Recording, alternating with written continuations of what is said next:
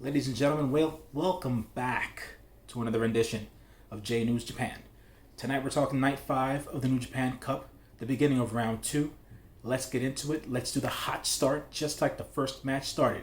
We had Taiji Ishimori of the Bullet Club versus Yoshino Kanemaru Suzuki-gun. This match lasted about 9 minutes or so. It started hot. Kanemaru came out and attacked Ishimori from behind through the entrance curtain, not even letting Ishimori finish his entrance.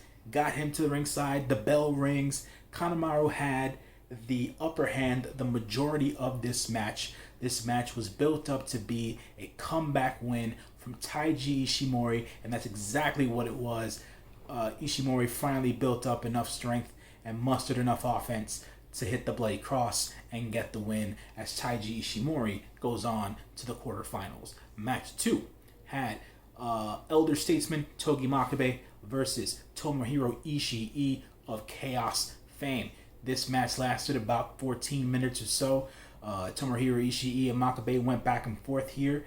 A lot of high impact maneuvers, a lot of forearm shivers and blows given to one another. Two very interesting high spots that were delivered by Ishii to Makabe. One being a German suplex into the padded corner, and another being a vertical drop brainbuster from the second rope, which in my opinion should have been the finish, because it's hard, especially in 2020, to sell a vertical drop brainbuster as a regular vertical drop brainbuster as a finisher. But Tomohiro Ishii did end up winning this match. He goes on to the quarterfinals of the New Japan Cup as he won the second match of the night. The third match of the night was a 6-man tag versus Taguchi, Hiroshi Tanahashi, and Kota Ibushi up against members of Suzuki-gun, Douki, Zack Sabre Jr., and Taiji. This match was used to expand on the storylines that are being built towards a match which include probably a title defense for Tanahashi and Kota Ibushi of the heavyweight tag team belts against Zack Sabre Jr. and Taiji, who are going to be a tag team for the I don't know how long they're going to plan on being a tag team, but they'll get a tag team match nonetheless somewhere down the road. This match started out a little different. This match started out with the faces starting out hot and attacking the heels in this bit. Ibushi came running down to the ring, Ultimate Warrior style, and he ransacked Zack Sabre Jr. and Taiji. Saw something Bobby the Brain Heenan-esque out of Taguchi as Taguchi used his entrance towel, his merch towel, to choke out Douki at the side of the ring before the bell even rang. After the bell rang, things quickly turned around as Hiroshi Tanahashi was taking the majority of the beating for this. For his team. He took the majority of the beating during the match. He got beat down by Taiji, Sabre Jr., and Douki. Equally. They worked over his knee. They're going to. The plan is obviously since night 1 they've been building that knee injury part as a storyline. So pay attention to that for future shows whenever that tag team title match comes up into play. They also did have Kota Ibushi and Taiji go one-on-one for a bit to preview their second round match in the New Japan Cup. Ultimately, Taguchi won this match, got the pin over Douki with the Dodon, which is his variation of the Kinshasa. Instead of using the kick or the shin, Taguchi obviously uses the funky weapon. Match number 4, we had Toreano versus Hiromu Takahashi.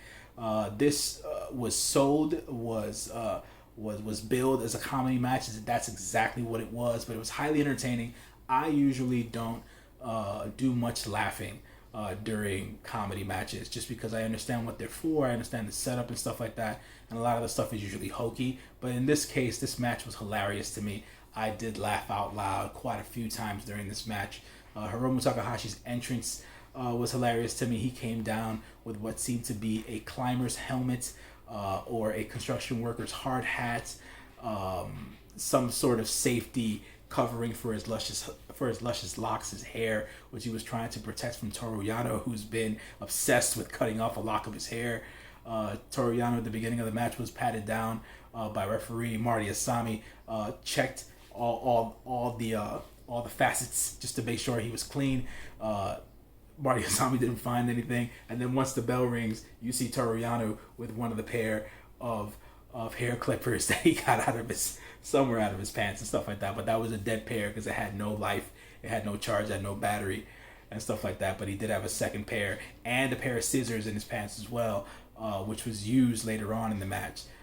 So yet again, Toreano used that second pair of hair clippers, red pair of clippers, to scare Hiromu Takahashi, because obviously he doesn't want to have his hair cut. There was a good probably 2 to 3 minutes of actual wrestling in the match. The rest of it was comedy and shtick.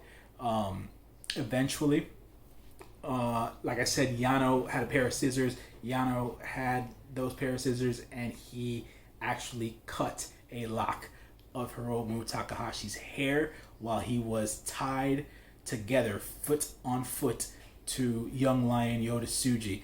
Young Lions, they are usually like helpers around the ring during matches. They're there to separate any melees or give the ice packs at the end of the matches and things of that nature. So Yota Tsuji was dragged into the match by Toreano.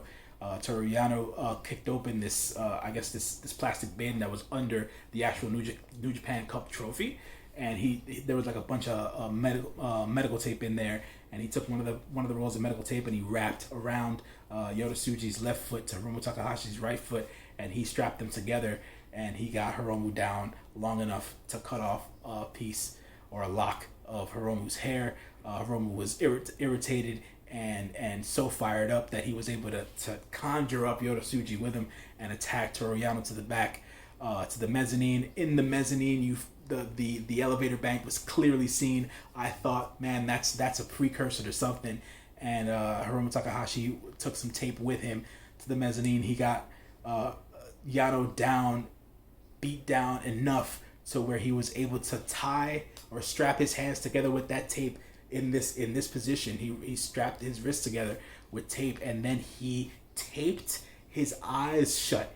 Hiromu Takahashi taped Toreano's eyes shut, and the elevator door came open. He pushes Toreano into the elevator, and he presses the button for the elevator to go down.